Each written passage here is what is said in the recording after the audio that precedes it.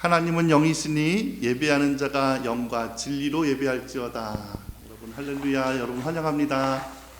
우리 1월 3일 2021년도 새해 첫 주 또 우리 KS 제일교회로는 개척 기념 예배로 드립니다. 이 감사한 시간에 우리가 찬양으로 하나님께 영광 돌리면서 예배 시작하도록 하겠습니다. 먼저 비전 우리 보좌 앞에 모였네 찬양하시면서 예배 시작합니다.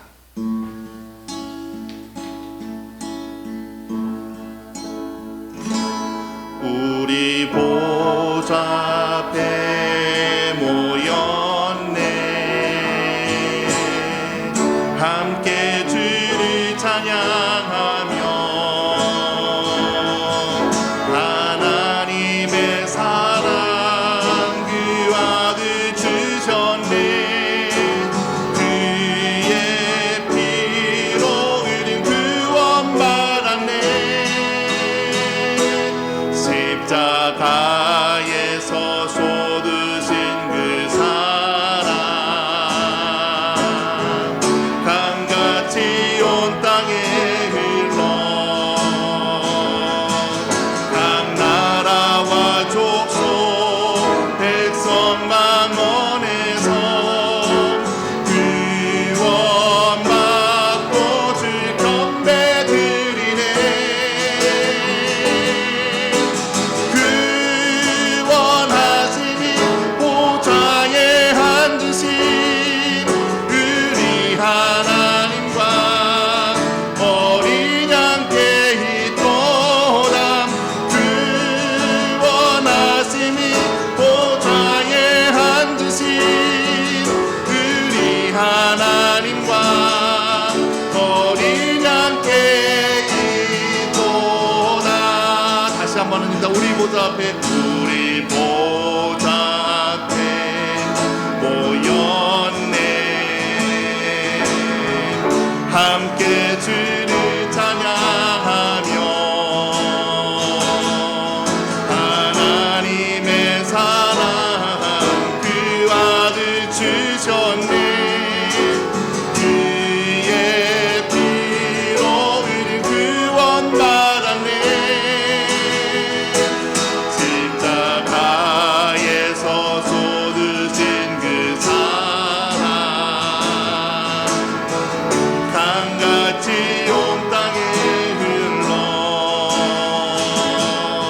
각 나라와 족속 백성 방언에서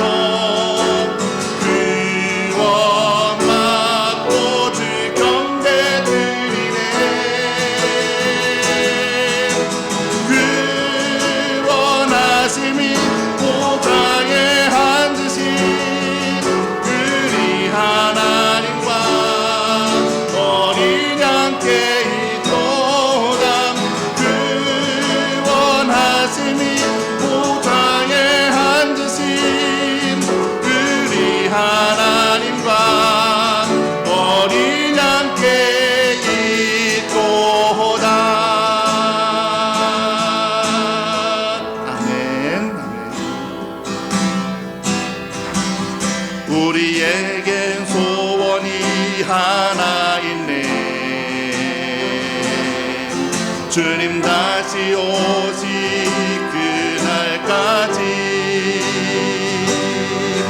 우리 가슴에 새긴 주의 십자가 사랑 나의 교회를 사랑케 하네 주의 교회를 향한 우리 마음 희생과 포기와 가난과 고난 하물며 죽음조차 우릴 막을 수 없네 우리 교회는 이 땅에 희망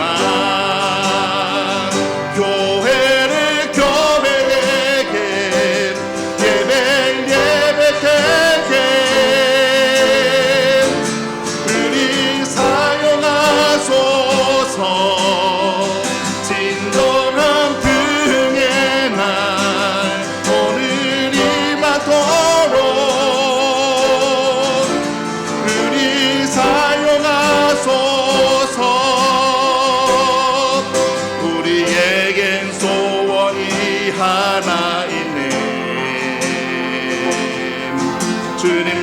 다시 오실 그날까지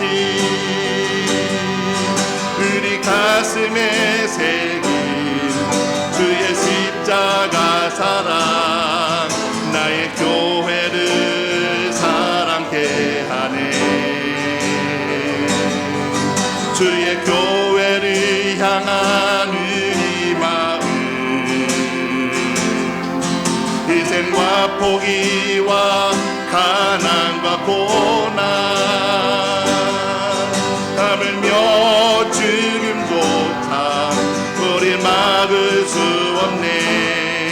우리 교회는 이 땅의 희망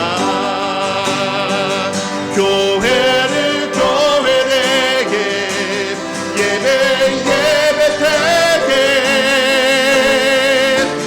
우리 사용하소서. 진정한 부흥의 날 오늘이 맞도록 우리 사용하소서. 성령 안에 예배하리라. 자유의 마음으로 사랑으로 사역하리라. 교회는 생명이니 교회를 교회되게 예배 되게 우리 사용하소서. 진정한 부흥의 날 오늘이 맞도록 우리 사용하소서. 아멘. 2021년도 우리 교회 주제송입니다. 꽃들도 함께 찬양하시고 또 우리 예배 드리겠습니다.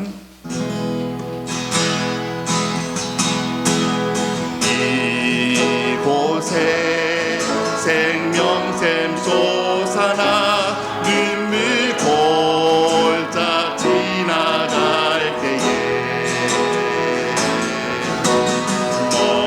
너다나 열매 맺히고 웃음소리 넘쳐나리라. 꽃들고 구름도 바람도 넓은 바다도 찬양하라 찬양하라 예수를. 하늘을 울리며 노래해 나의 영혼아. 은혜의 주 은혜의 주 은혜의 주. 그날에 하늘이 열리고 모든 이가 보게 되리라.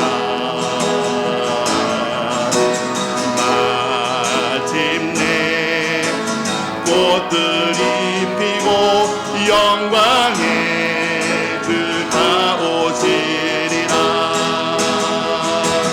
꽃들고 구름도 바람도 넓은 바다도 찬양하라 찬양하라 예수를. 하늘을 울리며 노래해 나의 영혼아. 은혜의 주 은혜의 주 은혜의 주. 꽃들도 구름도 꽃들도 구름도 바람도 넓은 바다도 찬양하라 찬양하라 예수를. 하늘을 울리며 노래해 나의 영혼아. 은혜의 주 은혜의 주 은혜의 주. 아멘. 다 같이 묵도하심으로 우리 기도하시겠습니다.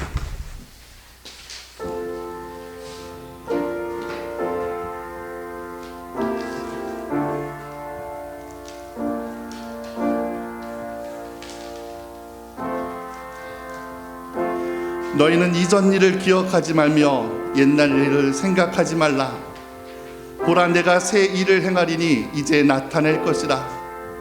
너희는 유혹의 욕심을 따라 썩어져가는 구습을 따르는 옛사람을 벗어버리고 오직 너희의 심령이 새롭게 되어 하나님을 따라 의와 진리의 거룩함으로 지으심을 받은 새 사람을 입으라. 그런즉 누구든지 그리스도 안에 있으면 새로운 피조물이라. 이전 것은 지나갔으니 보라, 새 것이 되었도다. 내가 너희를 사랑한 것 같이 너희도 서로 사랑하라. 아멘. 하나님 아버지, 감사합니다. 2021년 새해가 밝았습니다. 그리고 우리 트레이스 제일교회 새날이 밝았습니다. 아버지, 2021년도 새해 첫 예배를 우리 트레이스 제일교회 개척 예배로 드릴 수 있음에 감사를 드립니다. 모든 것이 하나님의 인도하심이여 뜻이오니 하나님께서 시작하신 이께서 우리를 인도하사 주님의 날에 거하게 하여 주시옵소서. 여기 모인 모든 주의 백성들이 주님을 찬양하고 찬미합니다. 이 시간 임재하셔서 우리 예배를 받으시고 주님 친히 말씀하여 주시옵소서. 예수님의 이름으로 간절히 기도드리옵나이다. 다 같이 사도신경 하심으로 신앙 고백 드리시겠습니다. 전능하사 천지를 만드신 하나님 아버지를 내가 믿사오며 그 외아들 우리 주 예수 그리스도를 믿사오니 이는 성령으로 잉태하사 동정녀 마리아에게서 나시고 본디오 빌라도에게 고난을 받으사 십자가에 못 박혀 죽으시고 장사한 지 사흘 만에 죽은 자 가운데서 다시 살아나시며 하늘에 오르사 전능하신 하나님 우편에 앉아 계시다가 저리로서 산자와 죽은 자를 심판하러 오시리라. 성령을 믿사오며 거룩한 공회와 성도가 서로 교통하는 것과 죄를 사하여 주시는 것과 몸이 다시 사는 것과 영원히 사는 것을 믿사옵나이다. 아멘. 다 같이 자리에 앉으셔서 찬송가 550장 시온의 영광이 함께 찬양하시겠습니다.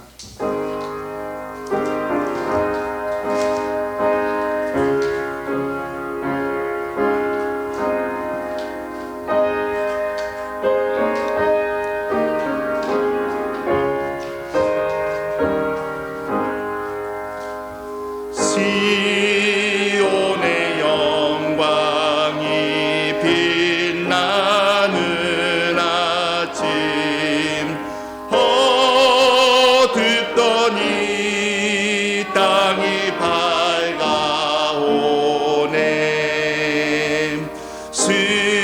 슬픔과 애통이 기쁨이 되니 시온의 영광이 비춰오네. 시온의 영광이 빛나는 아침 매였던 종들이 돌아오네.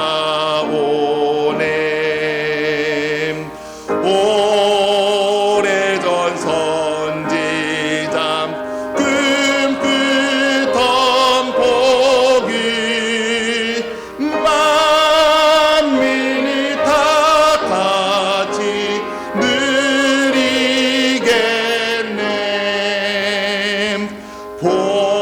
보아라, 광야에 화초가 피고 말랐던 시냇물 흘러오네. 이 산과 저 산이 마주쳐 흘려 주 예수 은총을 찬송하네.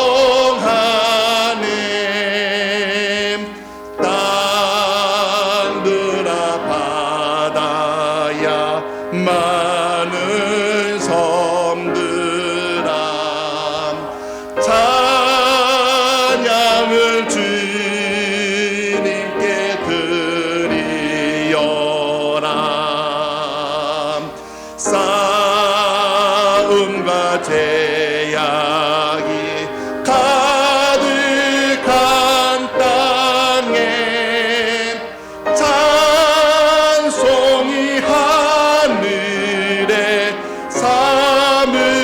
지냄.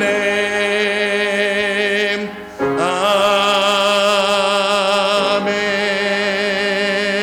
아멘. 예배를 위해서 윤영교 장로님 나오셔서 기도해 주십니다.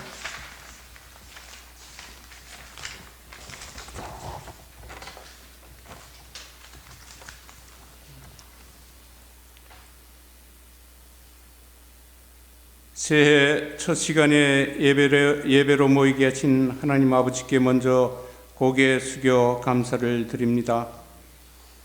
세상이 아무리 혼탁한 가운데 있다 할지라도 주님께서 늘 저희들을 암탉이 병아리 품듯이 품어주셔서 주님과 함께 동행할 수 있는 축복에 더욱 감사를 드립니다. 주님의 예정 가운데 부족한 저희들의 손길을 사용하시어 트레이시 제일교회란 이름으로 연약한 트레이시 지역에서 새해의 첫 번째 주일을 섬기게 하셨습니다. 아버지 하나님, 저희들은 두렵습니다. 그러나 주님께서 책임져 주시리라 믿으며 순종하며 나섭니다. 저희들의 중심을 보시어 예비하신 은혜를 사랑하는 트레이시 제일교회 권속들에게 풍성히 내려 주옵시기를 간절히 바랍니다. 아버지 하나님, 이 시간에 하나님께 영광이 되지 못했던 지난 날들의 행실을 고백하지 않을 수 없습니다. 지난 날을 돌이켜보면 주님의 뜻대로 살지 못하였고 주님의 품 또한 떠나려고 한 적도 있었습니다. 때로는 잠시의 유익 때문에 불의와 타협하며 자신의 죄를 합리화하기도 하였습니다. 아버지 하나님, 부족한 저희들을 용서하여 주셨기를 간절히 바랍니다. 사랑의 하나님, 새해를 시작하여 하나님의 영광에 합당한 예배를 드리러 부족한 저희들이 모여 머리를 숙였습니다. 이 시간에 저희들은 하나님의 인도하시는 음성을 듣고 감사하면서 순종하는 자들이 되게 아버지 하나님 꼭 잡아 주옵시기를 간절히 원합니다.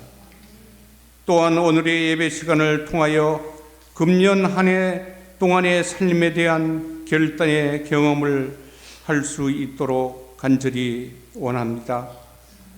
아버지 하나님, 이 예배를 시작으로 여호와께 영광이 되는 복된 성도들이 넘쳐나는 복된 바른 트레이시 제일교회가 되게 아버지 하나님 인도하여 주시옵소서.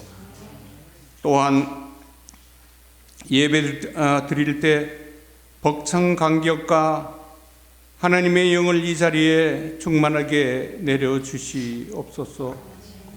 그리하여 트레이시 제일교회가 힘찬 새해, 밝은 한 해, 저희들의 인생이 반올림되는 한 해, 말씀이 풍성한 한 해, 사랑이 넘치는 한 해를 만드는 복된 교회가 되게 인도하여 주시기를 간절히 빕니다. 아버지 하나님, 이제부터 부족한 심령들을 위하여 선지자의 뜨거운 가슴으로 외치는 정순구 담임 목사님을 성령님께서 꼭 붙들어 주옵시기를 간절히 소망합니다. 우리들에게 주시는 그 말씀을 저희들은 귀하게 여겨 가르침 그대로 지키겠다는 각오를 각 심령들에게 내려 주옵시기를 간절히 원합니다. 또한 정순구 목사님께서 온몸을 바쳐 기도하며 말씀을 준비하셨던 그대로 저희들도 주시는 그 말씀을 온몸으로 받아 여호와의 규례를 쫓으며 규례를 지키며 사는 은혜를 누릴 수 있도록 주님이 주관하여 주시옵소서. 하나님 아버지, 혹시 저희들의 주변에 병약한 자들이 있습니까? 혹시 영혼의 고통을 받는 사람들이 있습니까? 주저하지 않았던 이들, 쓰러져 있던 이들, 낙심으로 빈 가슴을 안고 있던 이들에게 넘치는 주님의 자비를 내려주셔서 금년에는 영육간에 승리할 수 있도록 인도하여 주시옵소서. 아버지 하나님, 아직은 저희들이 미약하여 주의 참된 제단조차 없습니다. 그러한 가운데 기쁨으로 예배 장소를 재경하는 KT 집사 가정에게 한없인 축복을 내려 주셔서 뿌린 대로 거둔다는 그 말씀의 산 증인이 되는 귀한 가정이 되게 인도하여 주시옵소서. 이제 주례시 제일교회를 받듭니다. 저희들은 미약합니다. 주님이 처음부터 끝까지 인도하시며 책임져 주시옵소서. 오늘의 예배를 겸손히 간절한 마음으로 올립니다. 복이 되어 영혼을 구원하는 교회, 복이 되어 화목한 가정이 되는 교회, 복이 되어 이웃을 섬기는 교회가 되길 다짐하는 귀한 예배로 만들어 주시옵소서. 오늘의 예배를 주님께 올립니다. 예수님 이름 받들어 간절히 기도드렸사옵나이다. 아멘.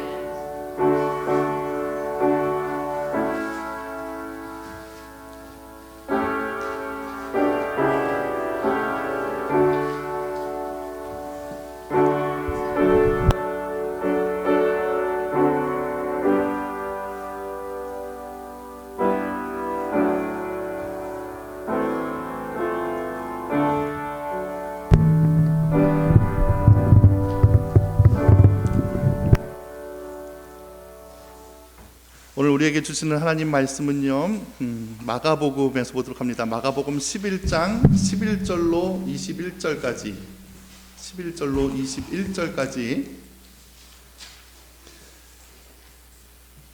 제 성경으로는 신약성경 73페이지에 있습니다. 제가 말씀 봉독합니다. 예수께서 예루살렘에 이르러 성전에 들어가사 모든 것을 둘러보시고 때가 이미 저물매 12 제자를 데리시고 베다니에 나가시니라. 이튿날 그들이 베다니에서 나왔을 때 예수께서 시장하신지라. 멀리서 잎사귀 있는 한 무화과 나무를 보시고 혹 그 나무에 무엇이 있을까 하여 가셨더니 가서 보신즉 잎사귀 외에 아무것도 없더라. 이는 무화과의 때가 아님이라. 예수께서 나무에게 말씀하여 이르시되 이제부터 영원토록 사람이 내게서 열매를 따먹지 못하리라 하시니 제자들이 이를 듣더라. 그들이 예루살렘에 들어가니라. 예수께서 성전에 들어가사 성전 안에서 매매하는 자들을 내쫓으시며 돈 바꾸는 자들의 상과 비둘기 파는 자들의 의자를 둘러 엎으시며 아무나 물건을 가지고 성전 안으로 지나다님을 허락하지 아니하시고 이에 가르쳐 이르시되 기록된 바 내 집은 만민이 기도하는 집이라 칭함을 받으리라고 하지 아니하였느냐. 너희는 강도의 소굴을 만들었도다 하시매 대제사장들과 서기관들이 듣고 예수를 어떻게 죽일까 하고 꾀하니 이는 무리가 다 그의 교훈을 놀랍게 여김으로 그를 두려워함일러라. 그리고 날이 저물매 그들이 성 밖으로 나가더라. 그들이 아침에 지나갈 때에 무화과 나무가 뿌리째 마른 것을 보고 베드로가 생각이 나서 여짜오되 랍비여 보소서 저주하신 무화과 나무가 말랐나이다. 아멘. 오늘 예배를 위해서 특별 찬양이 있습니다. 우리 주님 말씀하시면 찬양 듣도록 하겠습니다.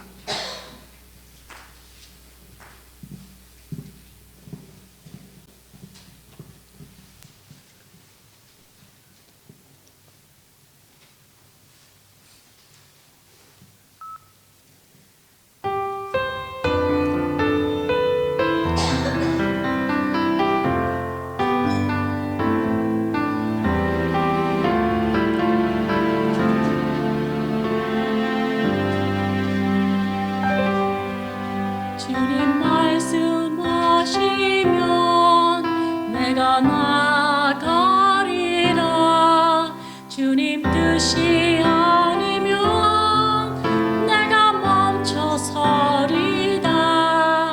나의 각오서는 것 주님 뜻에 있으니 오 주님 나를 이끄소서.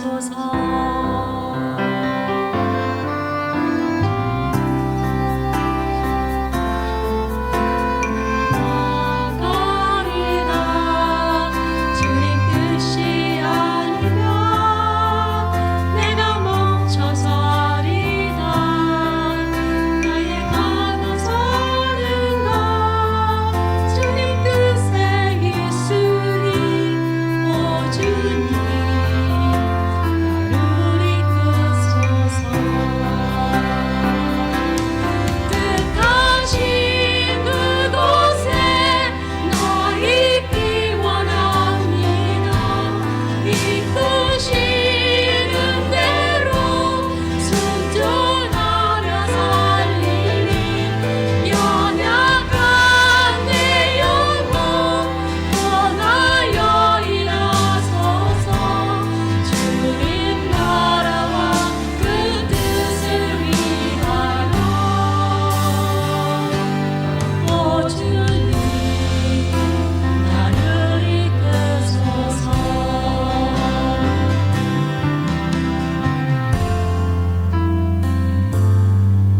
주님 말씀하시면 내가 나가리다 주님 뜻이 아니면 내가 멈춰서리다 내게 가고 서는 것 주님 뜻에 있으니 오 주님 나를 이끄소서 뜻하신 그곳에 나 있기 원합니다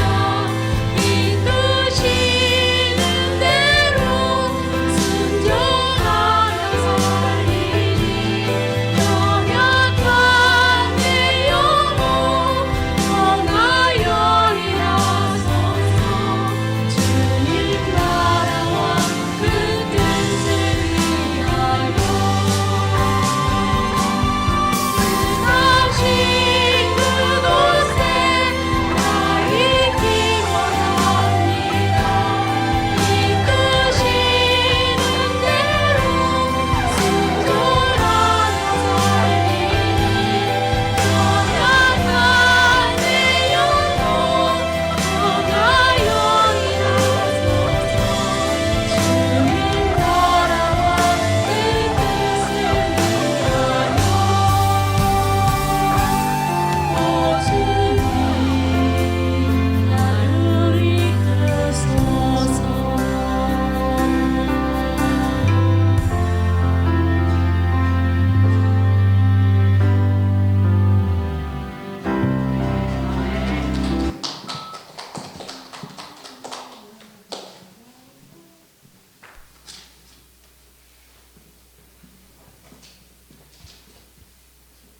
할렐루야.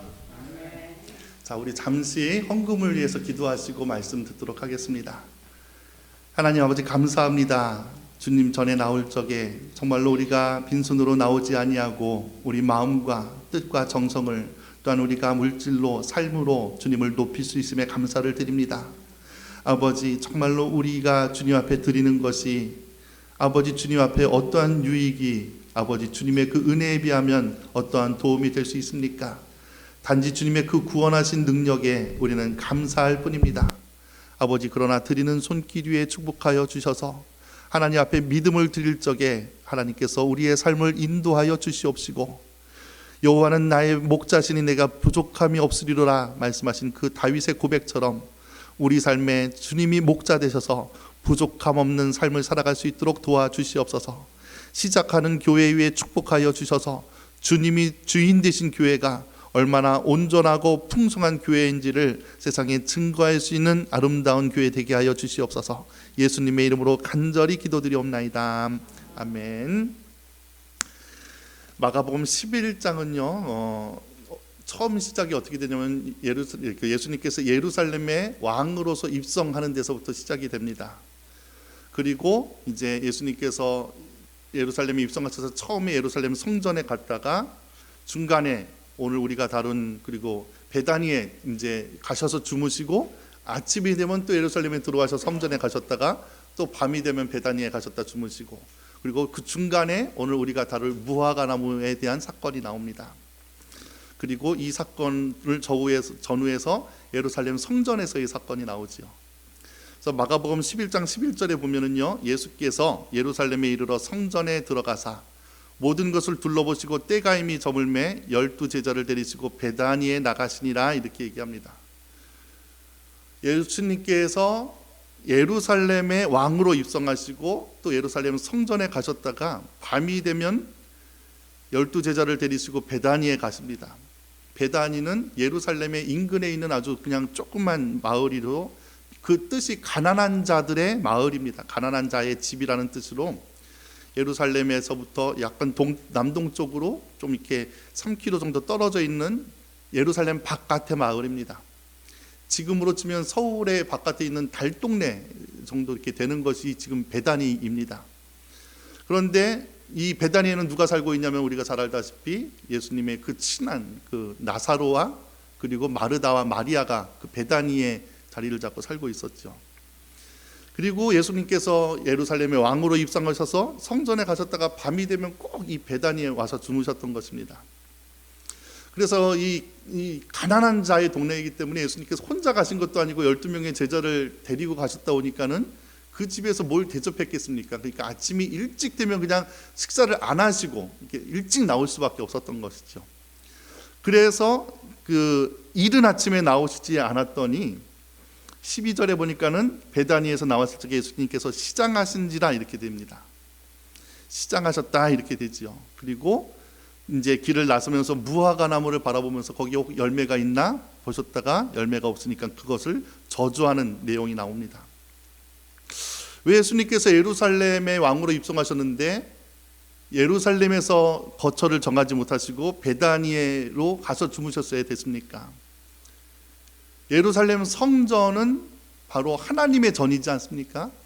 예수님은 하나님의 독생하신 아들이요 곧 하나님이 있습니다. 그럼 예루살렘 성전이 곧 누구의 것이냐? 예수님의 것이어야 되죠. 그런데 예수님께서 예루살렘 성전에 거하시지 못하고 베다니로만 써야 되는 것입니다. 왜? 예루살렘 성전에 그리고 예루살렘 어느 곳에도 예수님이 거할 처소가 없었기 때문입니다. 예루살렘은 어떤 곳입니까? 하나님의 성전이 있는 곳인데도 불구하고 그리고 예수님은 예루살렘에 도착하자마자 제일 먼저 찾은 것이 성전입니다. 그리고 베다니에 거셨다가 아침이 일찍 나오셔서 또 향한 곳이 성전이지요. 예수님께서 성전에 대해서 얼마나 관심을 많이 갖고 있었는가를 알 수 있습니다. 예루살렘에 입성하자마자 성전으로 가시고 또 저녁에 돼서 베다니에 주무셨다가 아침이 되면 또 바로 일어나서 예루살렘에 가서 성전부터 찾으셨죠. 그런데도 불구하고 예루살렘 성전에 주님이 머무실 곳이 없었다라는 것입니다. 무화과나무 사건의 의미는 뭡니까? 그 중간에 이제 무화과나무 사건이 의미가 있는데요. 그냥 성전 첫길의 사건 사이에 삽입된 하나의 에피소드인가? 아니면은 하나의 어떠한 메시지를 주기 위해서 주님께서 행하신 어떠한 상징적인 사건인가? 문맥을 통해서 그 단어의 용도를 통해서 우리는 이 무화과나무를 저주하신 사건이 무엇인가 그 의미를 좀 묵상할 수 있어야 됩니다.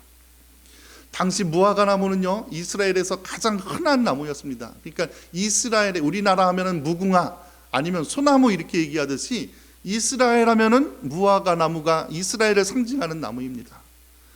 무화과나무는 이스라엘 전역에 뻗어 있었고요. 길거리에 있는 무화과나무는 누구든지 따먹을 수 있었습니다. 그래서 가난한 사람들에게는 음식을 제공했던 열매가 되었었고, 그리고 여름에는 그늘을 제공하는 안식처가 되었었고, 그리고 집에 공부방이 없는 자들에게는 그늘과 그 휴식을 제공할 수 있는 도서관이 되기도 했습니다. 그래서 나다나엘을 주님께서 처음 보았을 적에 네가 무화과 나무 아래 있을 적에 내가 너를 보았다 이렇게 주님께서 말씀하시지 않습니까? 그러면서 그렇게 주님께서도 가난한 사람들의 모습처럼 무화과 나무를 통해서 식사를 대신하려고 했던 것이죠. 근데 가까이 가서 보니까 나무가 잎사귀는 무성한데 열매가 없었다 이렇게 얘기하고 있습니다. 그러면서 예수님께서 뭐라고 말씀하시냐면은 이제부터 영원토록 사람이 내게서 열매를 따먹지 못하리라 라고 20절에 이렇게 기록하고 있습니다. 20절에 보면 또 이렇게 기록하고 있죠. 그들이 아침에 지나갈 때에 무화과 나무가 뿌리째 마른 것을 보았다.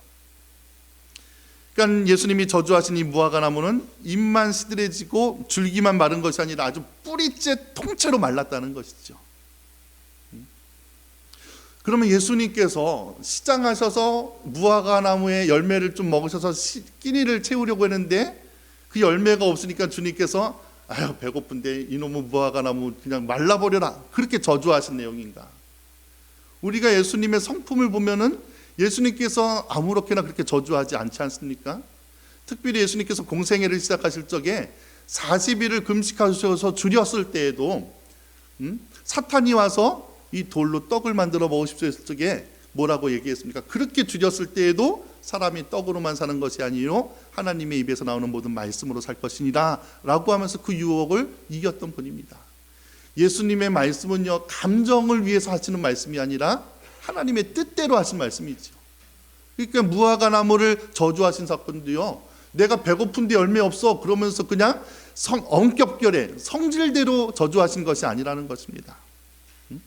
어떠한 의도로 예수님은 무화과 나무를 저주하신 것입니까? 그러니까 제자들도요, 예수님께서 무화과 나무를 저주했고 또 저주대로 뿌리째 마른 것을 보고 제자들도 이상했던지 베드로가 뭐라고 얘기합니까? 저주하신 무화과 나무가 말랐나이다.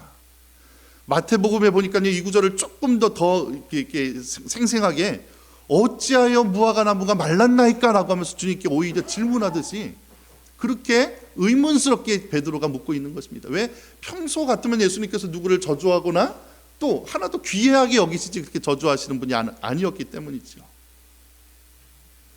주님이 배고프신데 배를 채울 수가 없었기에 화가 나서 그것도 뭐라고 합니까? 제철도 아니었더라 이렇게 얘기하잖아요. 무화과 나무의 철이 아니었더라 이렇게 얘기하죠.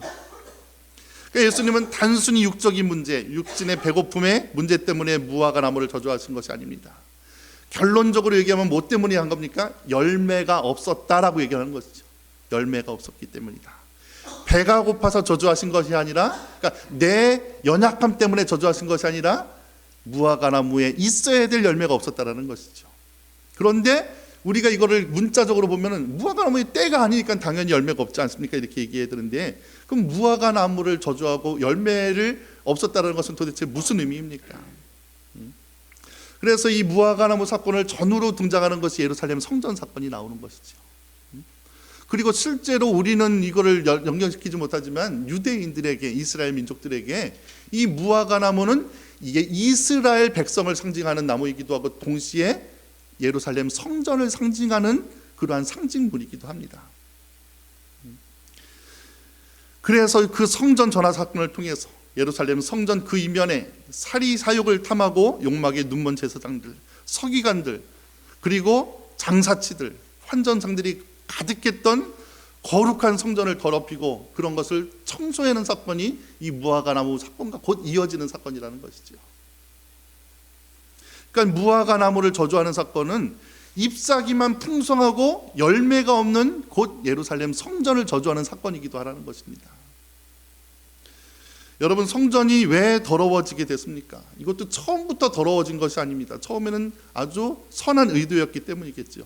그러니까 예루살렘 성전에는 물론 그 평소 때도 제사를 드리고 예배를 드린 사람이 많았지만 특별히 절기 때가 되면은 온 전국에서 또 이방에 살던 유대인들까지도 다 와서 절기 때마다 예배를 드리곤 했습니다.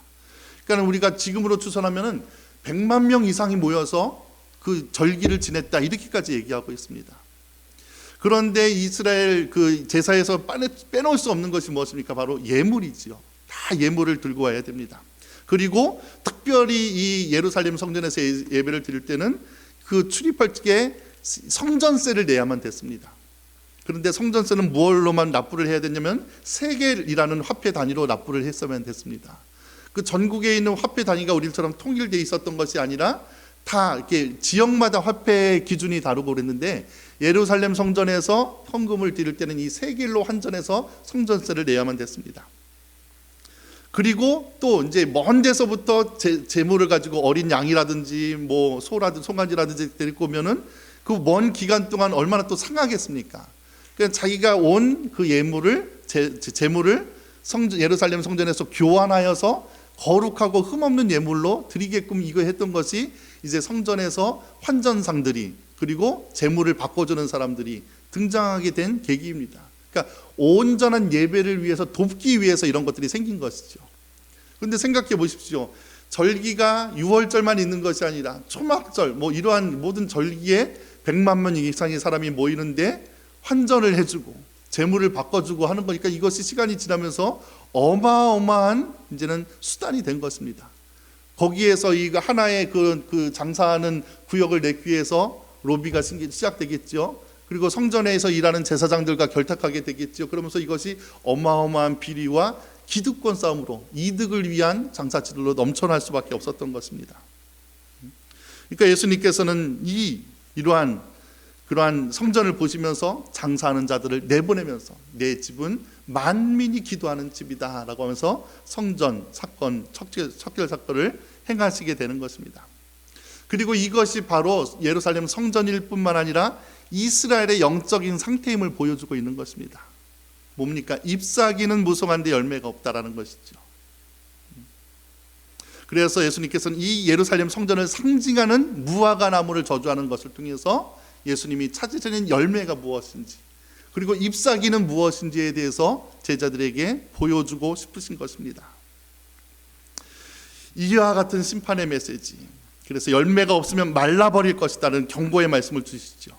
마태복음 7장 19절에도 뭐라고 말씀하냐면은 아름다운 열매를 맺지 아니하는 나무마다 찍혀 불에 던지느니라 이렇게 얘기합니다. 하나님께서 우리에게 열매를 찾을 때가 있다는 건데, 우리의 삶에 열매가 없으면 주님께서 찍혀 불에 던져 살을 따, 그냥 엄포를 놓는 것이 아니라 어미하신 말씀으로 우리에게 경고하고 있다는 것입니다. 그렇기 때문에 그리스도에 속한 자들, 우리 성도들은 그리스도에 합당한 열매를 맺어야 됩니다. 그런데 문제는 우리가 살아가면서 심지어 교회와 성도들마저도 무엇이 잎사귀고 무엇이 열매인지에 대해서 분별하지 못할 때가 많다는 것입니다. 무성한 잎사귀가 뜻하는 것이 무엇인지, 주님께서 찾으시는 열매가 무엇인지 우리가 곰곰이 말씀을 통해서 살펴보지 않으면 우리는 세상 사람들이 생각하는 것과 똑같이 생각할 수밖에 없습니다. 여러분, 먼저 우리가 내 삶의 열매라고 이렇게 생각해 본다면 무엇을 먼저 떠올립니까? 우리는 나의 열매하면요, 내가 이룬 성과나 업적에 맞추어져 있습니다. 공부에서 그만큼 성적이 나와야 공부한 열매가 맺었다고 얘기를 합니다. 내가 신앙생활을 통해서 얼마나 부유하게 되었는가, 내가 신앙생활을 통해서 얼마나 성공하게 되었는가. 그러니까 우리가 생각하는 열매는 항상 숫자와 업적과 함께 가게끔 우리 사고방식이 그렇게 되어 있습니다. 그래서 우리가 교회의 열매를 생각할 때도 가장 먼저 생각하는 것이 몇 명 모이는 교회인지, 재정은 풍성한지, 건물은 어떠한지, 그러한 것이 우리가 가장 먼저 생각하는 열매의 개념입니다. 그런데 예루살렘 성전과 이 무화과 나무 저주 사건을 통해서 본 열매와 잎사귀의 의미를 생각해 보면은, 우리는 우리 삶의 열매가 무엇이고 우리 신앙의 열매가 무엇이고 잎사귀는 무엇인지 분별할 수 있어야 되고, 또 분별해야만 우리의 목적과 방향이 바로 서는 것입니다. 그래서 바른 열매를 맺도록 힘써야 되고 잎사귀에 현혹되지 말아야 된다는 것이죠. 여러분, 무엇이 무성한 잎사귀입니까? 예루살렘 성전을 토대로 우리가 예수님께서 저주하신, 예수님께서 비판하신 예루살렘 그 교회의 모습이 살펴본다면 그것이 바로 무성한 잎사귀의 모습이 아니겠습니까? 먼저 예루살렘 성전의 주체는 당시 어떠한 성전이었습니까? 스룹바벨 성전마저도 불타서 지금 짓고 있는 예루살렘 때의, 예수님 때의 예루살렘 성전은 헤롯이 지어가고 있는 성전이었습니다. 그는 에돔 족속의 후손으로서 이스라엘의 유대에 분봉하게 된 사람이었죠. 그래서 그 예루살렘 유다 지방의 왕 하면은요, 유다 지파 사람들이 쭉 이어서 왔었는데, 그는 에서의 후손이면서도 로마의 힘을 힘입어서 이제 유다에 분봉하게 된 사람입니다. 그러니까 항상 여기에 대한 열등감이 있었기 때문에 이 유대인들을 달래고, 그리고 로마의 힘을 과시하기 위해서 솔로몬 성전보다도 훨씬 더 화려하고 강력한 성전을 지어 나가고 있었던 것이 당시의 예루살렘 성전이었습니다. 그래서 솔로몬 성전보다도 훨씬 더 크고 화려하게 지어서 자신의 힘이 얼마나 강한지, 그리고 자신의 등 뒤에 있는 로마가 얼마나 강력한지를 통해서 유대인들을 이렇게 호감을 사귀고 그 사람들을 굴복시키려는 데 목적을 두고 지어지고 있는 그러한 상징이 바로 예루살렘 성전이었습니다. 그러니까 이것을 통해서 건물 자체가 열매가 될 수 없다는 것이죠. 이 예루살렘 성전, 지금 짓고 있는 헤롯 성전은 이스라엘 역사상 가장 강력하고 크고 화려한 성전이었지만 예수님께서는 그것을 열매로 보지 아니하셨다라는 것입니다. 또한 사람 수를 보십시오. 예루살렘 성전은요, 수많은 사람들이 1년 내내 오르락 계속 들락달락거렸죠. 지금 예수님이 이 성전 착근을 하고 있는 이때 6월절을 앞두고 올 때는 좀 아까도 말씀드린 바와 같이 100만 명 이상의 어마어마한 사람들이 성전을 들락달락거렸습니다. 예수님께서는 그것을 열매로 보지 않으셨습니다. 사람 수도 열매가 될 수 없다라는 것이죠.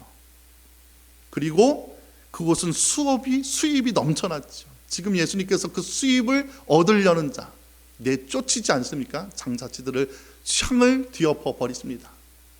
그러니까는 교회의 재정도 열매가 될 수 없는 것입니다. 수많은 사람들로 받은 재물은 가난한 자들에게 되팔아서 또 부정한 소득을 거두었고 성전세를 환전하는 것도 그들의 마음대로였습니다. 그러니까 이러한 것들, 당시 예루살렘의 모습을 통해서 잎사귀의 모습이 확실해지지요. 교회의 크기, 건물의 모양, 교회의 사람 수, 교회의 재정, 이러한 것들은 잎사귀지 열매가 될 수 없다라는 것입니다. 성경의 어느 곳을 봐도 그렇습니다. 그런데 우리는요, 여전히 교회의 열매를 교회의 크기, 사람 수, 그 교회의 재정으로 판단합니다. 성도뿐만 아니라 목회자들도 모이면 그러한 것으로서 기준을 정합니다. 왜? 눈에 보이기 때문이죠.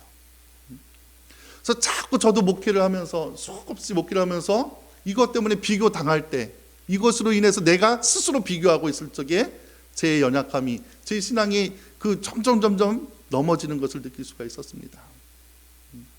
말로는 크기가 중요하지 않다고 하죠. 숫자가 중요하지 않다고 하지만 결국 우리의 이 상식선에서 늘 교회의 건강함을 생각할 때는 몇 명 모이냐, 헌금은 얼마나 내는가, 예배당은 있는가, 이러한 것들이 항상 우리 마음속에 교회의 열매로서 남아있다는 것입니다.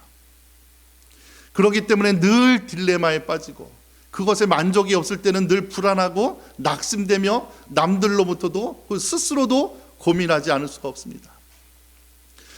한국 교회에 있어서 80년대, 90년대에 유명한 그러한 그 연구소가 중에 하나가 교회 성장 연구소가 있었습니다. 거기에서 내버렸던 그 모토가 바르게 믿으면 교회는 반드시 부흥한다. 그 부흥은 물론 수적 부흥이 전제되어 있습니다. 여기 플러신학교의 피터 와거너 박사도 그 중심에 있었던 그러한 이론들을 많이 펼쳤었습니다. 그런데 그러니까 교회 성도의 숫자가 늘지 않는 것, 재정이 늘지 않는 것은 분명히 신앙의 문제가 있어서지, 우리가 바로 믿으면 성도도 늘고 재정도 늘 것이다. 이것이 80년대, 90년대를 이끌었던 교회 성장 연구소의 모토였습니다. 그런데 지금은 그 전제를 반박하는 통계와 결과들이 더 이상 그 전제를 주저할 수가 없게 됩니다. 그러면서 지금 제안되는 이론은 무엇이냐면, 어릴 적부터 청소년 때까지는 밥을 먹고 운동을 하면 키가 자라고 몸무게가 자라지 않습니까? 우리 한별이가 이번에 코로나 때문에 아주 엄청 또 키가 자랐는데 청소년 때까지는 키가 자랍니다. 그런데 성인이 되고 나서도 계속 자라면은 그 성인은 어떻게 됩니까? 그럼 병이죠. 우리가 어른이 돼서 이렇게 어느 정도 성인이 되면은 계속 자라면 그것은 질병이지 건강한 것이 아닙니다. 자란 성인에 있어서의 중요한 것은 무엇입니까? 이제는 살도 빼고 밸런스를 맞추고 우리가 온전한 건강함을 누리기 위해서 정말로 웰빙된 삶을 살아야 되지 않겠습니까? 그래서 식사도 조절하고 운동도 합니다. 균형을 갖추는 것이죠. 그래서 지금 얘기하는 것은 항상 교회 안에서도 웰빙, 정말로 우리가 온전함, 균형감, 이러한 것들을 많이 교회에서 강조하지 않습니까? 그러니까 우리가 좀 아까 얘기했던 그런 그 재정이라든지 사람 수, 건물은 잎사귀지 주님이 찾으신 진정한 열매가 아니다. 이것을 우리가 신학적으로, 성경적으로 명확하게 인식을 할 수 있어야 됩니다. 그러면 도대체 주님이 찾으시는 열매는 무엇입니까? 여러분들이 상식적으로 성경 안에서 신앙적으로 우리가 신앙의 열매하면 가장 먼저 떠올리는 것은 무엇입니까? 다 아시는데 입술로만 안 나오시죠 지금? 가장 먼저 우리가 신앙의 열매하면 성령의 9가지 열매를 떠올리시죠. 제가 성경에서 얘기하고 있는 열매들 몇 가지만 말씀드립니다. 갈라디아서 5장 22절 23절에 보면요, 오직 성령의 열매는 사랑과 희락과 화평과 오래 참음과 자비와 양선과 충성과 온유와 절제니 이 같은 것을 금지할 법이 없느니라. 성령이 사람인지 아닌지는 겉모양인 잎사귀에 있는 것이 아니라 우리 안에 있는 성품의 열매로 열리는 것이죠. 주님께서 우리 그리스도인들에게 찾으시는 가장 먼저 된 열매는 우리가 예수를 주로 영접하면서 우리 안에 성령이 있는가. 그러면 반드시 우리 안에 성령의 9가지 열매가 열린다. 이것을 금지할 법이 없다라는 것입니다. 그런데 우리는 예수를 믿으면서도 예수 믿어도 사람은 죽어도 안 변해. 세상 사람들이 그렇게 얘기하는 것이 아니라 믿는 사람조차도 사람은 진짜 안 변해. 우리가 그렇게 말을 하고 다닙니다. 아니요, 세상 사람들은 안 변할지 모르지만 성령은 우리를 변화시킵니다. 여러분, 우리가 이것을 입술로 고백하고 믿음으로 신뢰해야 됩니다. 세상은 나를 못 변할지라도, 몇 변하게 할지라도 성령은 나를 변화시킨다. 성령은 사람을 변화시킨다. 그리고 내가 예수 믿는 표는 성령의 열매로, 성품으로 나타나는 것이다. 이 첫 번째 열매입니다. 두 번째는 에베소서 5장 8절 9절입니다. 너희가 전에는 어둠이더니 이제는 주 안에서 빛이라. 빛의 자녀들처럼 행하라. 빛의 열매는 모든 착함과 의로움과 진실함에 있느니라. 아까 성령의 열매가 성품으로 열린다면 빛의 열매는 행함을 통해서 열려집니다. 우리가 그리스도인이 되어서 예수 따라가는 빛된 삶을 살아가고 있는가. 우리가 두 번째 찾아야 될 열매입니다. 세 번째는 야고보서 3장 19절입니다. 화평하게 하는 자들은 화평으로 심어 의의 열매를 거두느니라. 산상수훈에서도 예수님께서는 화평하게 하는 자는 하나님의 아들이라 불리게 될 것이다. 그러니까 우리가 예수님을 믿으면 화평케 하는 자가 되는 것이죠. 분란하게 하는 자가 아니라 화평하게 하는 자입니다. 의의 열매가 나타나는, 의라는 것은 제가 계속 말씀드리겠지만 우리가 의라는 것은 그냥 바르다가 아니라 관계가 바른 것입니다. 하나님과의 관계, 이웃과의 관계, 나 자신과의 관계. 의의 열매라는 것은요, 내가 항상 하나님과의 관계에 바로 서 있고 그러므로 말미암아 나 자신의 바른 관계. 여러분, 우리가 다 자신을 사랑하는 것 같지만 어떠한 사람들은 자신을 사랑하는 것을 막 자기를 해악시키는 것으로 사랑을 나타냅니다. 자기를 사랑해서 나는 내가 좋아하는 게임만 열심히 할 거야. 그러면 자기가 좋아하는 게임만 열심히 하다 보면, 요즘은 게임도 직업이 되긴 하지만 밤잠을 못 잘 정도로 게임만 하다 보면 내 몸이 망가지죠. 내가 술이 너무 좋아서 술만 먹다 보면은 우리는 내 몸이 상하게 됩니다. 그러니까 내가 좋아하는 것을 다 한다고 나를 유익하게 하는 것이 아니죠.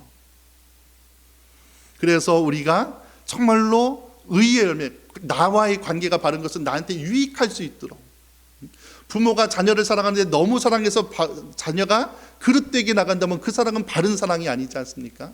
그러니까 내가 주님과 바르고 나와의 관계가 바르고 또 이웃과의 관계가 바를 적에 우리는 정말로 화평하게 하는 자가 된다는 것이죠. 유익을 주는 자가 됩니다. 네 번째는 히브리서 3장 15절입니다. 우리는 예수로 말미암아 항상 찬송의 제사를 하나님께 드리자. 이는 그 이름을 증언하는 입술의 열매니라. 여러분, 우리 그리스도인들은요, 말이 얼마나 중요한지를 알아야 됩니다. 하나님께서 말씀으로 세상을 창조하시고 말씀으로 우리에게 믿음을 주시고 말씀을 통해서 하나님께서 역사하십니다. 그렇기 때문에 우리 믿는 자들에게도 말의 능력을 주십니다. 이스라엘 백성들이 왜 광야에서 40년 동안 방황할 수밖에 없었습니까? 하나님께서 해주신다라고 했는데 우리는 메뚜기다, 우리는 절대 못 간다. 우리가 아무리 하나님의 은혜를 받아도 우리의 말로 그르칠 때가 얼마나 많습니까? 나는 못해, 안 돼, 어려워, 죽을 것 같아, 죽겠어. 이게 입에 달고 산다면 어떻게 우리의 삶에서 능력이 나타나겠습니까? 그리스도인들은 말에서부터 고쳐짐을 받아야 됩니다. 찬양의 열매, 입술의 열매. 그래서 항상 믿음, 그냥 무조건 긍정적인 말을 하라는 것이 아니라 믿음의 말을 하라는 것입니다. 하나님의 말씀으로 우리는 살아야 됩니다. 그리고 마지막으로 회개의 열매입니다. 누가복음 3장 8절, 회개에 합당한 열매를 맺고 속으로 아브라함이 우리 조상이라 말하지 말라. 내가 너희에게 이르노니 하나님이 능히 이 돌들로도 아브라함의 자손이 되게 하시리라. 회개에 합당한 열매는 뭡니까? 회개라는 것은 돌이키는 것이지 잘못을 고백하는 것이 아닙니다. 근데 우리는 회개 기도할 적에 하나님 또 잘못했어요, 그 다음 주에 와서도 또 잘못했어요. 물론 그렇게 하지 말라는 것이 아니라 그 고백도 해야 되지만 고백에서 끝나면 안 되죠. 돌이켜야 됩니다. 자기의 잘못을 고백했다면 돌이켜야 되지요. 그래서 회개에 합당한 열매라는 것은 후회하거나 고백에서 끝나는 것이 아니라 우리의 삶을 돌이킬 수 있는 열매. 그래서 5가지 열매, 첫 번째 성령의 9가지 열매는 성품으로 나타나는 열매. 빛의 열매는 우리의 삶으로 나타나는 열매. 그리고 의의 열매는 우리가 관계를 통해서 화평하게 되는 열매. 4번째 입술의 열매를 통해서 우리 안에 부정과 원망을 버리고 찬양에 합당한 열매. 마지막으로 회개에 합당한 열매. 그러면 여러분들 이거 외우기도 힘든데, 하나님 난 그 5가지 외우지도 못하고 나에겐 그런 능력이 없습니다. 한 가지도 지키지 못하는데 우리가 어떻게 합니까? 이렇게 할 수도 있을지 모릅니다. 그런데 마가복음 우리가 읽었던 22절부터 하나님께서 이것을 이룰 수 있는 방법을 얘기하는데요, 22절부터 25절까지 말씀을 제가 한번 읽어드릴게요. 예수께서 그들에게 대답하여 이르시되 하나님을 믿으라. 내가 진실로 너희에게 이르노니 누구든지 이 산더러 들려 바다에 던져지라 하며 그 말하는 것이 이루어질 줄 알고 마음에 의심하지 아니하면 그대로 되리라. 그러므로 내가 너희에게 말하노니 무엇이든지 기도하고 구하는 것은 받은 줄로 믿으라. 그리하면 너희에게 그대로 되리라. 서서 기도할 때에 아무에게나 혐의가 있거든 용서하라. 그리하여야 하늘에 계신 너희 아버지께서도 너희 허물을 사하여 주시리라. 뭐라고 합니까? 먼저 믿으라는 것입니다. 내가 하는 것이 아니라 내 안에 성령께서 하시는 일입니다. 내 안에 주님께서 역사하시는 일이죠. 우리 스스로 이러한 열매를 맺는다면 우리는 율법주의자처럼 얼며 살 수밖에 없습니다. 근데 우리 안에 있는 예수를 그냥 바라보며 인정하며, 주님 내가 오늘도 어떻게 살까요? 그냥 그렇게 기도하며 나갈 적에 우리는 자기도 모르는 사이에 이러한 것들이 변화시켜지고 우리를 만들어져 가는 것입니다. 제대로 믿어야 되고 의심하지 말라 합니다. 그리고 그 믿음의 구체적인 행위가 기도라는 것입니다. 하나님을 믿고 의심하지 않는 사람은 기도합니다. 왜냐하면 하나님께서 기도할 때 무엇이든지 믿고 구하는 것은 받으리라고 말씀했기 때문입니다. 하나님 나에게 성령의 열매가 안 열립니다. 주님 도와주세요. 내가 주님을 영접했는데 왜 주님이 내 주인 되지 않습니까? 말로만 주여 주여 기도할 뿐이지 나는 내 마음대로 삽니다. 주님 나를 도와주세요. 기도할 적에, 그리고 믿을 적에 주님께서 나의 정말로 주인이 되어 주십니다. 기도가 안 된다고 왜 안 됩니까? 하나님을 믿지 못하기 때문입니다. 믿으면 왜 기도하지 않습니까? 믿으면 믿음의 고백이 기도로서 나오는 것입니다. 나는 기도가 안 돼라는 것은요, 하나님을 못 믿기 때문에 그러는 것입니다. 하나님 도와주세요. 하나님이시면 할 수 있습니다. 하나님이시면 나도 변화시키고 하나님이시면 모든 것을 변화시킬 수 있습니다. 그래서 믿음의 고백으로 기도할 적에 하나님께서 된다, 받은 줄로 믿으라, 내가 이루어 줄 것이다 말씀해 주시는 것입니다. 여러분, 이 마가복음 11장 이 무화과 나무의 저주는요, 제 목회의 철학을 담은 말씀입니다. 여러분들도 공유했으면 좋겠습니다. 무엇이 잎사귀이고 무엇이 열매인가? 우리가 숫자에 현혹되지 말자. 내가 복이 안 되면요, 우리는 늘 바깥에서도 복을 찾으려고 합니다. 우리가 송구영순 예배 때 우리는 복을 추구하는 자가 아니라 그냥 복덩, 우리는 복의 사람입니다. 예수로 말미암아 우리는 복으로 만들어져 가는 것입니다. 내가 복이 될 적에 이 복이 나로부터 흘러 넘치는 것이죠. 내가 복이 안 되기 때문에 뭡니까? 선악과처럼, 사울처럼, 아유 저게 있어야지만 우리 교회가 좀 복될 텐데, 저 사람이 좀 와야지만 복될 텐데, 이런 그거 아니라 내가 복되어져 가는 것이고, 내가 복될 적에 복이 흘러 넘치는 것입니다. 여러분, 코로나 중심일 때 코로나 시대를 여는 교회, 좀 이따 제가 목회 철학을 발표하겠지만은, 코로나 이전의 세대들은 어땠습니까? 건물 중심, 주일 중심, 목회자 중심에서 지금 우리가 1년 가까이 예배를 못 드리면서 그 건물 없이 예배 드리는 것에 대해 성도들이 이제는 적응할 수밖에 없는 시대가 왔습니다. 목회자 한 명에게 의존했던 신앙에서 이제는 자기가 찾아다녀야서 말씀을 채우지 않으면 안 되는 시대가 왔습니다. 그리고 주일 예배만 드리오다 보면 내가 할 도리 다 했다라고 생각했는데, 이제는 자기 영적 갈급함을 위해서 평일에도 시도 때도 없이 우리는 말씀을 사모할 수밖에 없습니다. 정말 이 코로나 때 여러분, 알곡과 쭉정이가 갈라지고 양과 염소가 갈라지고 있습니다.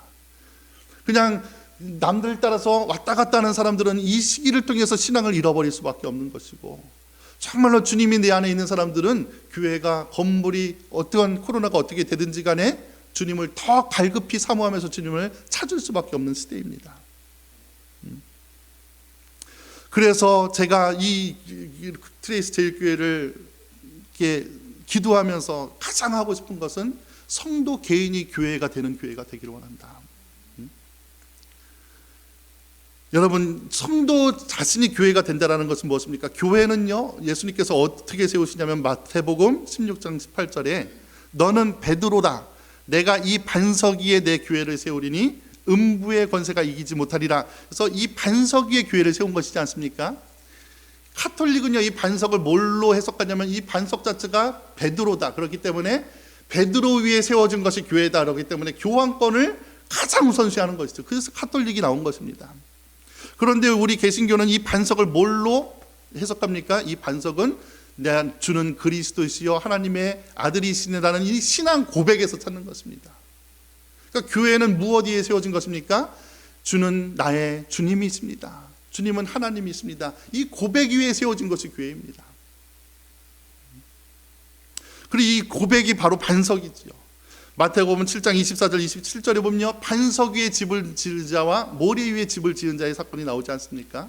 그래서 비가 내리고 창수가 나고 바람이 불어 그 집에 물이 부딪혀도 반석 위에 집을 지은 자는 무너지지 아니한다고. 왜냐하면 그 주추를 반석 위에 놓은 까닭이다. 반석은 무엇입니까? 주는 나의 예수는 바로 나의 주님이시라는 그 고백 위에 지어진 말씀 위에 신앙을 기초둔 사람은 이러한 고난이 와도 흔들리지 아니하고 무너지지 아니할 것이다 약속하신 것입니다. 근데 모래 위에 집을 지은 자는 어떻습니까? 비가 내리고 창수가 나고 바람이 불어 그 집에 부딪힘에 무너져 그 무너짐이 심하니라 라고 얘기했습니다. 그럼 모래 위에 집을 지었다는 것이 뭡니까? 그냥 기초가 불안전하다는 것입니까? 모래 위에 집을 지었다. 모래는요, 그냥 이거는 헬라어 자신으로 보면은 우리가 무얼로 지어졌어요? 흙으로 사람을 지으사 그 후에 생기를 불어넣으시니 생명이 된지라라고 얘기했지요. 우리는 흙으로 지음받은 자지만 성령이 임해서 살아있는 영을 가진 사람이 된 것입니다. 이 영이 없이 흙으로만 지어진 사람들은 모래로만 지어진 사람이지요. 그러니까 하나님의 성령이 없이 육신으로만 행하는 그 믿음 위에 쓴 교회들은 넘어질 것이다라는 해석입니다. 말씀 위에 기초 두고 그리스도에 기초 두지 아니하고 그냥 인간적인 육신적인 생각으로 믿음 생활하고 있는 자들은 이러한 고난을 버티지 못할 것이고 무너져 내릴 것이다라고 말씀하고 있는 것입니다. 여러분, 성도가 교회가 된다는 것은요, 세상에 나 혼자만 남아도 나는 하나님을 예배할 수 있는 자입니다. 이 세상 가운데 나 혼자만 남아도 나는 하나님께 기도할 수 있는 믿음의 고백을 가지고 있어야 됩니다. 감정에, 상황에, 욕망에 흔들리는 신앙은 모래신앙입니다. 육신신앙이죠. 그래서 우리가 이제는 트레이스 제일교회를 시작하는 마당에 여러분 조급해하지 마십시오. 그리고 숫자에 흔들리지 마십시오. 왜 시작했는데 안 오지? 여러분, 성경은요 빨리 가는 길이 없습니다. 세상은 와 개척했더니 갑자기 숫자가 늘어서 어떻게 되고 성공 신화가 될 수는 있을지 모르겠지만 여러분, 성경이 어느 누가 이렇게 빠른 길을 갔습니까? 오히려 빨리 갈 수 있는 길도 돌고 돌아서 하나님께서 차곡차곡 우리를 만들어 가시는 것입니다. 내가 복이 되면 그 복은 주위로 흘러넘칩니다. 내가 복이 되지 않으면 자꾸 숫자의 재정의 환경에 의지하게 됩니다. 여러분, 숫자와 재정은 잎사귀입니다. 잎사귀가 아무리 많아도 열매가 없으면 말라 죽습니다.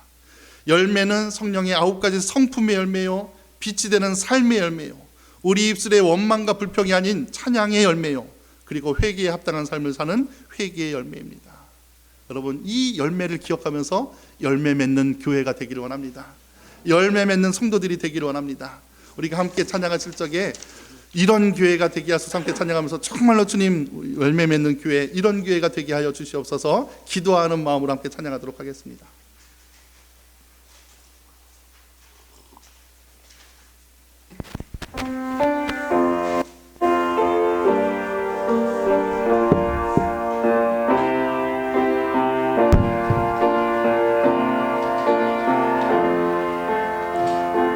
진정한 예배가 숨쉬는 교회, 주님이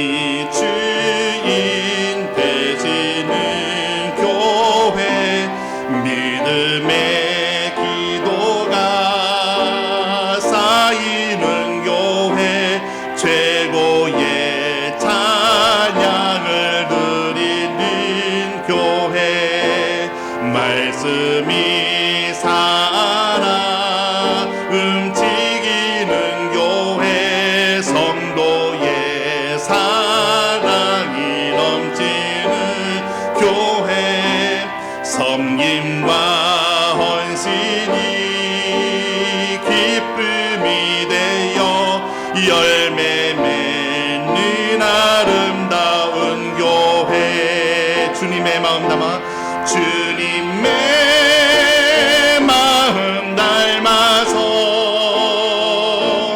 이웃을 사랑하는 교회 주님의 영광을 위해서 빛 대신 주님 전하는 교회 사랑의 불꽃이 활짝 피어나 날마다 사랑에 빠지는 교회 주께서 사랑하는 우리 교회가 이런 교회 되게 하소서 주님의 마음 닮아서 주님의 마음 닮아서 이웃을 사랑하는 교회 주님의 영광을 위해서 빛 대신 주님 전하는 교회 사랑의 불꽃이 활짝 피어나 날마다 사랑에 빠지는 교회 주께서 사랑하는 우리 교회가 이런 교회 되게 하소서. 아멘. 우리가 잠깐 한 1, 2분 정도 정말로 주님 내가 또한 우리 교회가 이런 교회 이런 열매 맺는 교회가 되게 하여 주시옵소서. 여러분 정말로 숫자에 현혹되지 아니하고 재정 때문에 우리가 왔다 갔다 하는 것이 아니라 정말로 내 안에 성령의 열매가 열리고 삶의 열매가 열리고 입술의 열매가 열리고 회개에 합당한 열매가 열릴 수 있는 하나님 온전한 열매 맺는 그러한 교회가 되게 하여 주시옵소서. 잠시 기도하고 제가 마친 기도하겠습니다. 다 같이 기도하시겠습니다. 아버지 하나님 정말로 주님 온전한 열매 맺는 교회가 되기를 원하노니 너희들이 온전한 열매 맺지 않으면 불에 던져서 사르니라 주님께서는 이렇게 말씀하십니다. 그리고 무화과 나무를 뿌리째 마르게 하십니다. 아버지 우리는 마지막 때를 살고 있습니다. 주님께서 찾으시는 열매가 무엇입니까? 정말로 말씀대로 살아가기 원합니다. 말씀의 열매를 맺히기 원합니다. 성령의 열매를 맺히기 원합니다. 찬양의 열매, 입술의 열매, 회개의 열매 맺히기 원합니다. 아버지 우리의 목적을 방향을 바르게 하여 주시옵소서. 아버지 이 교회를 세워주시옵소서. 온전한 열매 맺는 교회로 세워주시옵소서. 아버지 주님이 우리의 방향과 목적이 흐려지지 아니하고 분별되게 하여 주시옵시고 정말로 우리가 합심해서 기도하면서 정말로 나부터 교회로 설 수 있는 아버지 정말로 내가 한 성교회에 대한 역할을 감당할 수 있는 성도가 될 수 있도록 도와주시옵시고 정말로 주님 기도할 수 있는 성도 될 수 있도록 도와주시옵소서. 역사하여 주시옵소서. 인도하여 주시옵소서. 주님이시여 주님이시여 도우시옵소서. 역사하여 주시옵소서. 아버지 주님께서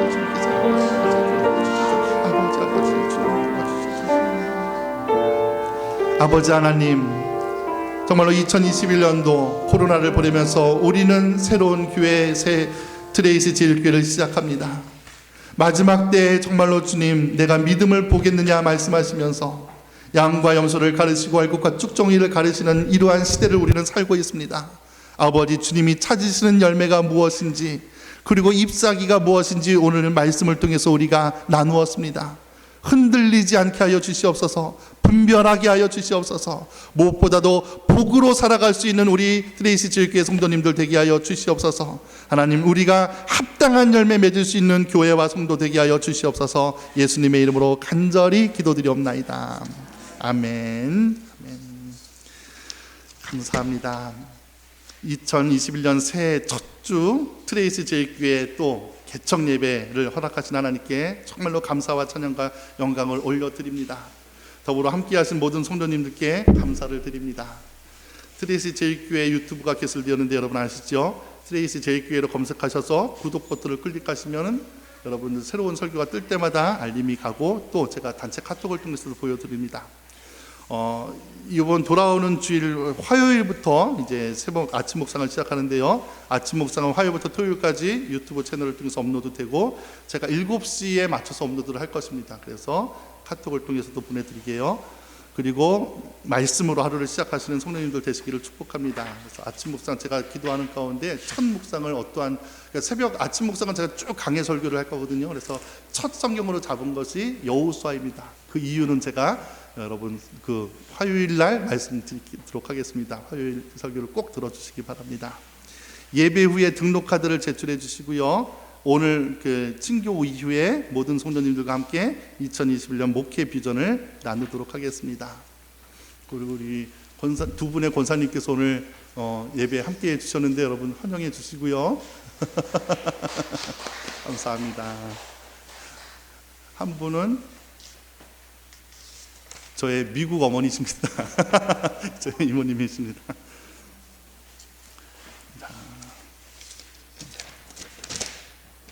자, 우리 같이 자리에서 일어나셔서요. 축복의 통로 찬양 드리시면서 서로 교제하시고 또 인사하시면서 서로 축복하는 시간 갖도록 하겠습니다. 우리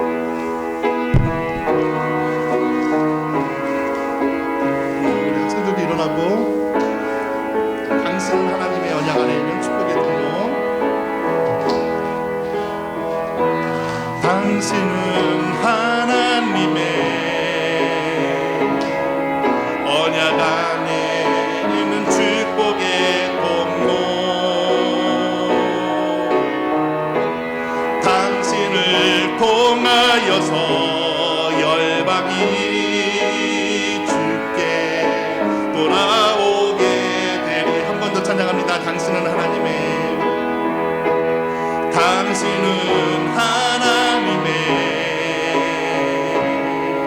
언약 안에 있는 축복의 통로 당신을 통하여서 열방 주께 예배하게 되리.